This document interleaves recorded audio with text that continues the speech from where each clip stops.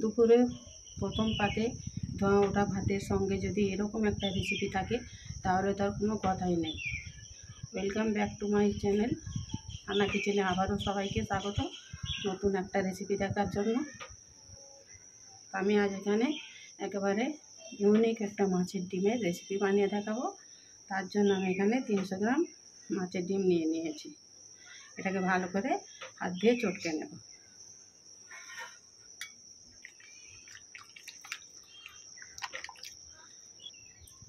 দেখুন ভালো করে হাত দিয়ে চটকে নিয়েছি। বাড়িতে থাকা কিছু সামান্য উপকরণ দিয়ে কিন্তু আমি আজকে রেসিপিটা বানাবো। তো রেসিপিটা কিন্তু আজ দুর্দান্ত হতে চলেছে। স্কিপ না করে প্রথম থেকে শেষ পর্যন্ত দেখার অনুরোধ রইল। তো এখানে আমি কিছু মশলা অ্যাড করব। হাফ চামচ লঙ্কার গুঁড়ো, হাফ চামচ হলুদের গুঁড়ো, স্বাদ মতো লবণ দিয়ে দেব,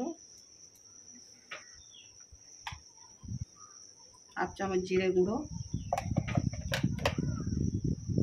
ধনিয়া গুঁড়ো, কিছু কাঁচা লঙ্কা কুচি দেব, অল্প একটু ধনে পাতা কুচি দেব, অল্প একটু আদা বাটা রসুন বাটা দেব,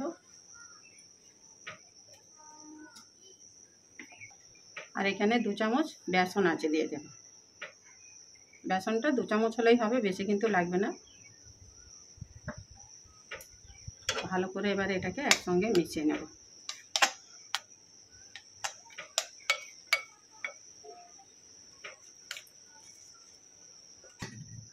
এখানে ফ্রাই প্যান বসিয়ে দিয়েছি আর 2 চামচের মতো সাদা তেল দিয়ে দিয়েছি।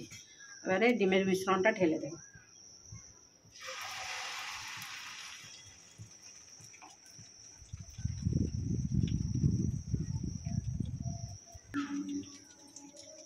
চামচের সাহায্যে একটু গোল রুটির আকারে গোল করে নেব।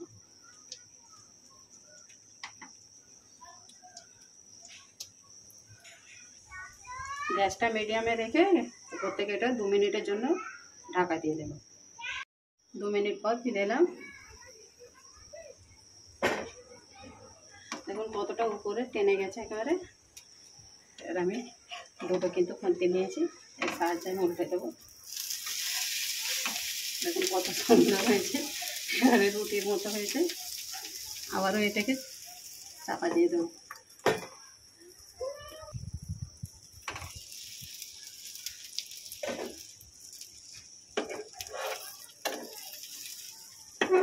দেখুন হয়ে গেছে। এবারে এটাকে তুলে নিয়ে ঠান্ডা করে নেব। তাহলে এবারে চলো মূল রেসিপিটা শুরু করব। রেসিপিটা বানানোর জন্য আমি এখানে কড়া বসিয়ে দিয়েছি আর 4 চামচের মতো সাদা তেল দিয়ে দিয়েছি। ফোড়নেতে এখানে দারচিনি আছে, 2টো এলাচ আছে আর 4টে লং আছে দিয়ে দেবো। একটা তেজপাতাকে 2 ভাগ করে ছেড়ে নিয়েছি, দিয়ে দেবো। বেশ একটু গন্ধ বেরোনো পর্যন্ত এটাকে ভেজে নেব।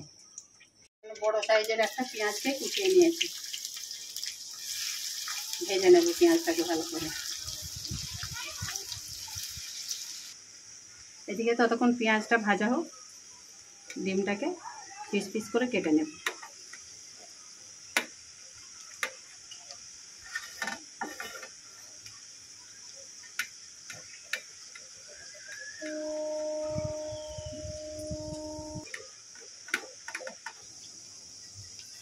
দেখুন ডিমের পিসগুলো কত সুন্দর হয়েছে কাটা। এইভাবে আমি কেটে নিয়েছি। পেঁয়াজ ভাজা হয়ে গেছে। এবারে এতে মশলা অ্যাড করব। হাফ চামচ আদা রসুন দিয়ে দেবো, ভালো করে একটু ভেজে নেব তেলেতে। হাফ চামচ লঙ্কার গুঁড়ো, হলুদ গুঁড়ো, অল্প করে লবণ দেবো স্বাদ মতো, জিরে গুঁড়ো,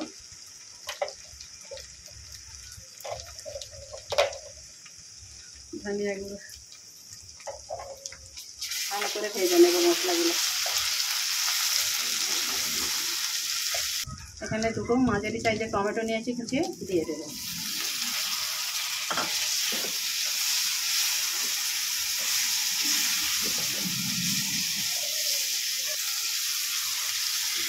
অল্প একটু জল দিয়ে দেবো, টমেটোটা সেদ্ধ করে নেব।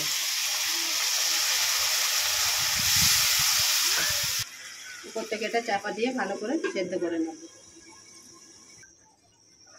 ফিরে এলাম। দেখুন টমেটোগুলো সুন্দর কিন্তু সেদ্ধ হয়ে গেছে।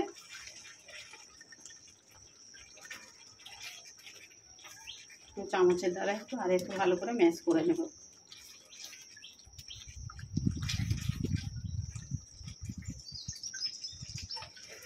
অল্প আবার একটু জল দিয়ে, যতটা আমি গ্রেভি রাখবো, 1 বাটি আমি জল দিয়েছি, আর বেশি জল দেবো না, এটা তবে মাখো মাখোই হবে। এটাকে আবারও চাপা দিয়ে ফুটিয়ে নেব। ঝোলটা ফুটে গেছে।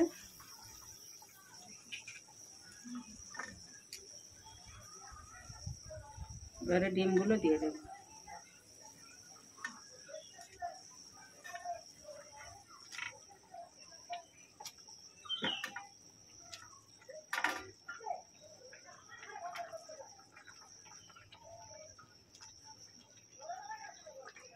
মাছের ডিম যেহেতু এ তো জল টানবে, ঝোলটা একটু টেনে নেবে। এটাকে আবারও আমি 2-3 মিনিটের জন্য চাপা দিয়ে ফুটিয়ে নেব।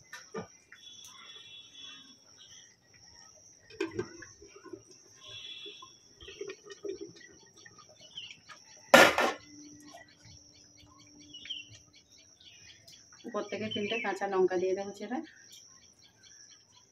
দুটো করে ধনেপাতা কুচি দিয়ে দেবো।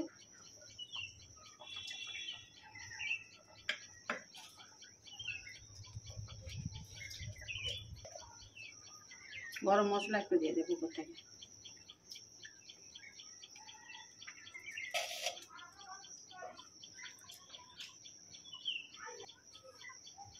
এবারে এটাকে ভালো করে ঢেকে ফুটিয়ে নেব। গ্যাসটা এবারে অফ করে দেব।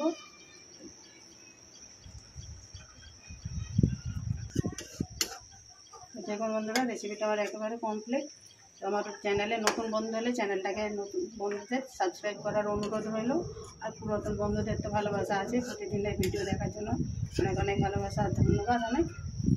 রেসিপিটা আমি আজ এখানেই শেষ করবো। কেমন হয়েছে রেসিপিটা কমেন্ট করে জানাবেন, লাইক শেয়ার করবেন। ভালো থাকবেন, সুস্থ থাকবেন। আল্লাহ হাফেজ।